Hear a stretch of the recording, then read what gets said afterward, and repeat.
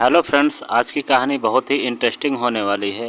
तो कहानी पूरा देखें और सुनें, और अगर अच्छा लगे तो प्लीज़ लाइक करें और चैनल को सब्सक्राइब ज़रूर करें।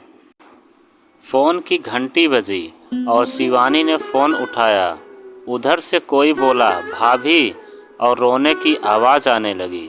भाभी ने प्यार से पूछा, क्यों रो रहे हो, छोटे बच्चे की तरह। अमित रोते हुए बोला, भाभी, और फिर सुबकने की आवाज़ आने लगी। शिवानी बोली, पहले चुप हो जाओ। अमित थोड़ा शांत होकर बोला, भाभी, प्लीज़ भैया को छुड़ा दो, मुझसे ऐसी बात मत करो, मैं फ़ोन रखती हूँ। शिवानी ने यह कहते हुए फ़ोन रखने लगी। तभी उधर से आवाज़ आई, भाभी प्लीज़ फ़ोन मत रखना। भाभी, भैया की गलती नहीं है। क्या कह रहे हो तुम्हें पता भी है मुझे तुमसे इस विषय में कोई बात नहीं करनी है। कुछ और बात है तो बताओ। भाभी, मैं जानता हूँ, अमित रूंधे हुए स्वर में बोला। शिवानी न चाहते हुए भी थोड़े गुस्से से बोली, क्या जानते हो?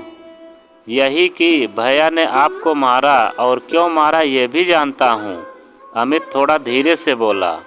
शिवानी को अब गुस्सा आने लगा और वो थोड़ी तेज आवाज़ में बोली, यह सब कहने को तुमने किसने कहा? भाभी, किसी ने नहीं। मम्मी पापा तो किसी वकील से मिलने गए हैं, उन्होंने तो आपसे बात करने को मना किया है, अमित ने जवाब दिया। तो फिर क्यों बात कर रहे हो? तुम इन सब बातों में मत पड़ो, शिवानी गुस्से से बोली। कैसे न पढ़ूं, वो मेरे बड़े भाई ही नहीं, सब कुछ है मेरे, मैं उनके बिना कैसे जीऊँगा?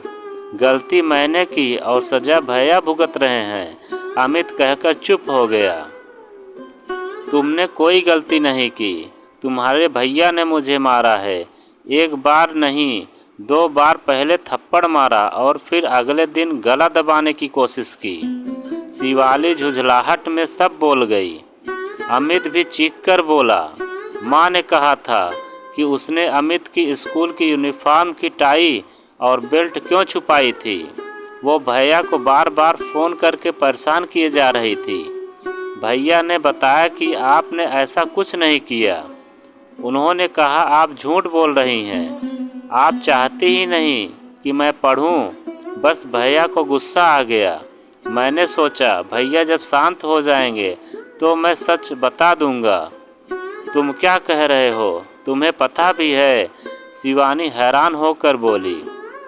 अमित धीरे से बोला, हाँ भाभी, मैं जानता हूँ मैं क्या बोल रहा हूँ। 24 जनवरी सुबह 5 बजे आप दोनों बेंगलुरु के लिए निकल गए थे।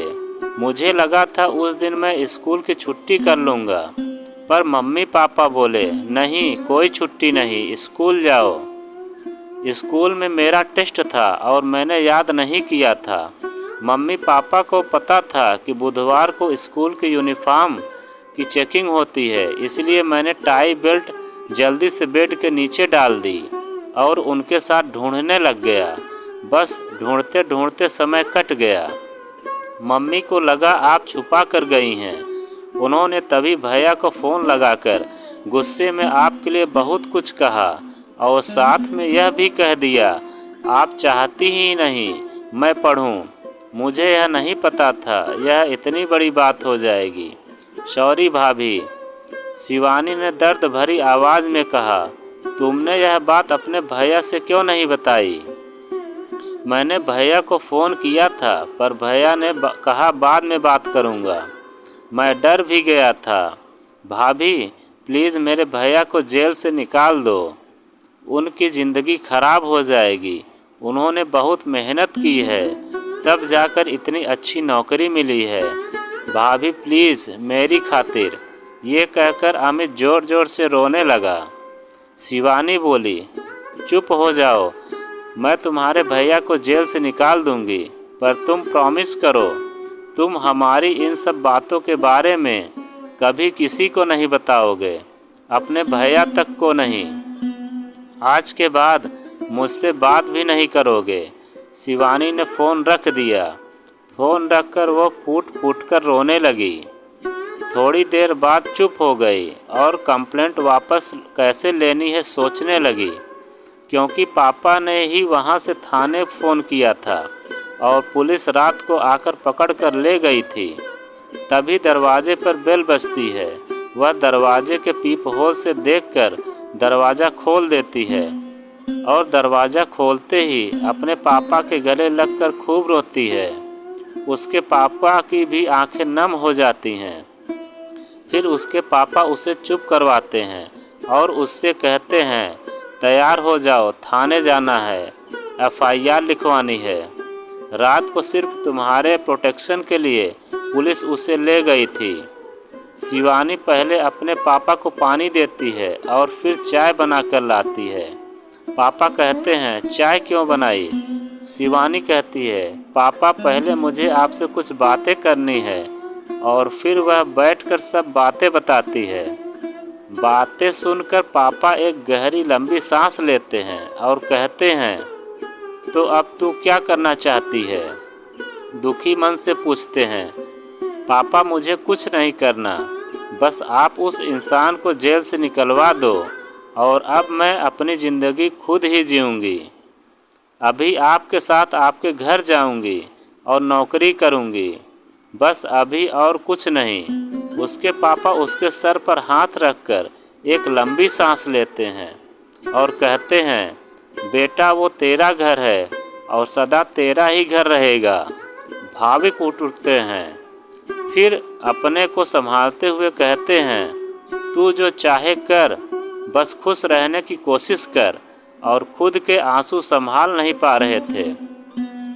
ऐसा ही होता है बाप का प्यार। आए तो थे रोष से भरे हुए, ये सोचकर कि उसे सज़ा दिलवाकर ही चैन की सांस लेंगे, पर बेटी के आंसुओं और बातों ने शांत कर दिया। कभी कभी घर की छोटी छोटी बातें घर तबाह कर देती हैं, घर बसने से पहले ही उजाड़ देती हैं, सपनों के ताजमहल मिनट में ढेर कर देती हैं। मेरी बेटी का क्या कसूर था? यह सब सोचते हुए उठते हैं और शिवानी से सामान पैक करने को कहते हैं। फिर पापा बेटी थाने के लिए निकल जाते हैं। तो दोस्तों, आज की यह कहानी आपको कैसी लगी कमेंट में हमें ज़रूर बताएं।